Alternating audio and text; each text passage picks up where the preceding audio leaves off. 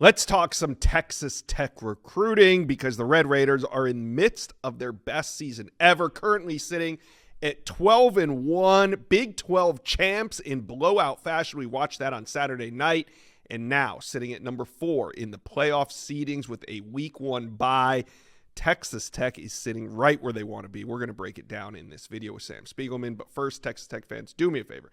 Hit subscribe. We are talking Red Raider recruiting, transfer portal. We're talking Red Raiders all offseason long, so jump on board and hit subscribe. All right, let's bring in Sam Spiegelman.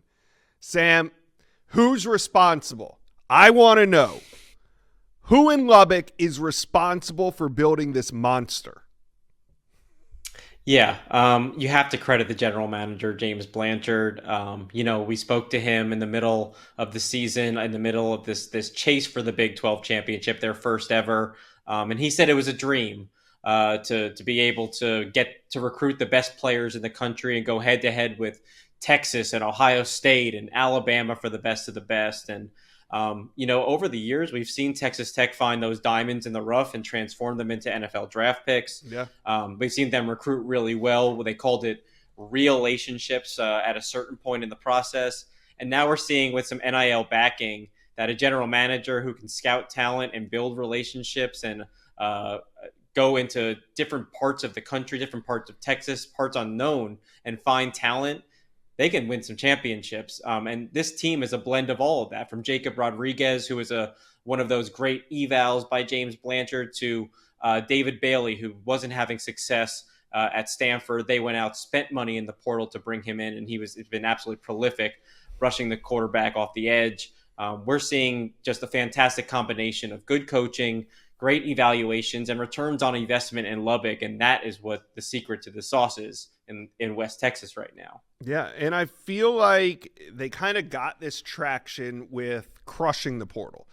Probably doing more in the portal than they did at the high school level. But insiders in the recruiting industry understand what they are building, and fans might look at the number 22 finish of the signing day class and be like, well, 22, I mean, that's not exactly what you think of when you think of a 12-1 season, finishing number 22. But they got some real difference makers in this class. Who do you think is coming in and making an early impact that Texas Tech signed in 2026? Yeah, let's talk about the guys that they spent money on this number 22 class in the country, which, by the way, Texas Tech is not used to recruiting top 25 or top 30 recruiting classes. So it is a big deal in West Texas to be signing a top 25 class. And this class in particular is full of really impact players. You could start on the edge with LaDainian Guyton.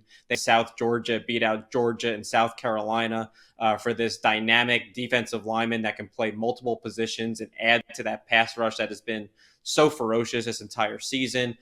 They won a huge recruiting battle for Felix Ojo, who is a little bit of a projectable offensive tackle, but in Lubbock, where they just got brand new weight room and facilities, that dude's going to look like a different guy after he enrolls in a few weeks and puts 20 or 30 pounds and is probably starting at either left or right tackle for them in a couple of years.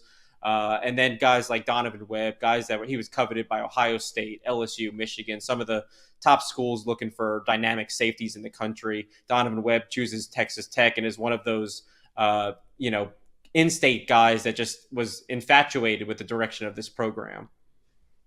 Yeah, I mean, it's all coming together. And then when you think, we always understand recruiting kind of lags a year. So if you're finishing 12-1 this regular season, what's going to happen in 2027? Are they able to capitalize on the success on field when it comes to the recruiting trail in 2027?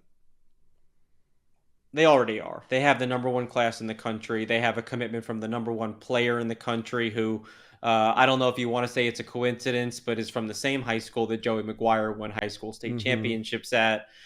They have a quarterback from commitment from Rivals number one quarterback, Kavian Bryant, and they're heading in the direction with even more talent.